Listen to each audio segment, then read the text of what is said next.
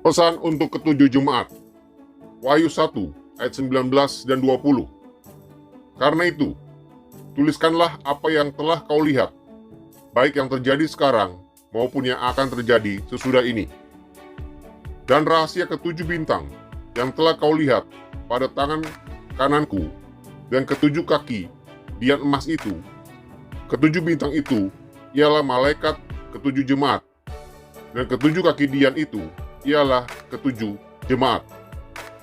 Kitab Wahyu dialamatkan kepada 7 jemaat di Asia yang berlokasi di sekitar daerah Turki Barat yang sekarang.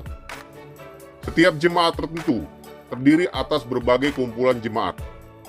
Barangkali jemaat-jemaat ini telah dipilih karena mereka mewakili keseluruhan jemaat pada masa itu, karena kata 7 bermakna suatu keseluruhan yang lengkap.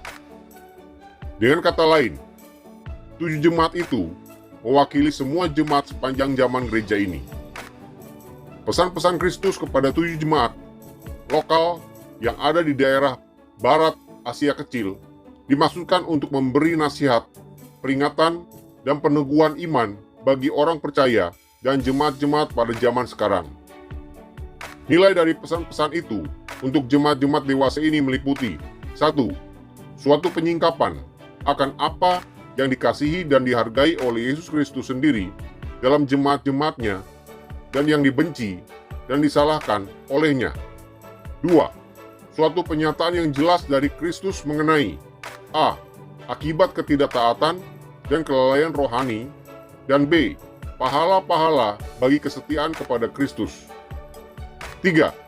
Suatu standar yang dapat digunakan setiap jemaat atau pribadi untuk menilai keadaan rohani mereka yang benar di hadapan Tuhan. 4. Suatu contoh dari cara-cara serangan iblis terhadap jemaat dan orang Kristen secara pribadi juga. Pertanyaan-pertanyaan di bawah ini akan menjelaskan beberapa aspek dalam kitab Wahyu. 1. Apakah yang dipuji Kristus?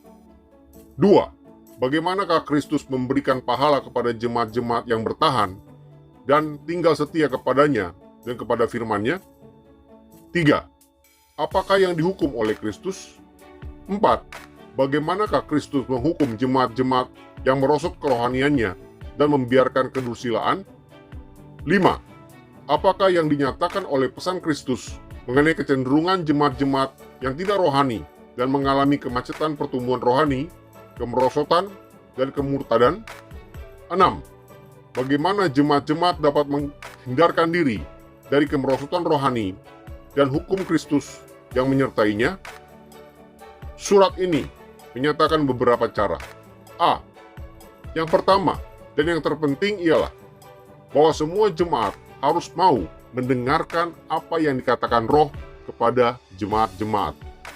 Perkataan Yesus Kristus harus selalu menjadi pedoman bagi jemaat, karena perkataannya itu, sebagaimana dinyatakan oleh rasul-rasul perjanjian baru melalui Roh Kudus, merupakan pedoman yang harus dipakai oleh jemaat untuk menguji kepercayaan dan kegiatannya, serta untuk memperbarui kehidupan rohaninya.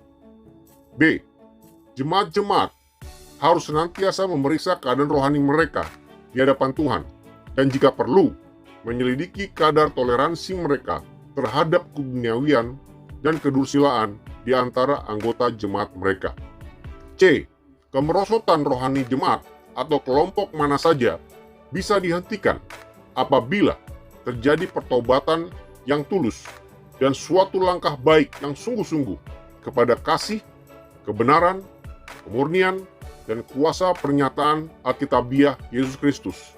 Marilah mendengarkan apa yang dikatakan Roh kepada kita dan mematuhinya dalam kehidupan kita sehari-hari. Semoga Tuhan Yesus memberkati.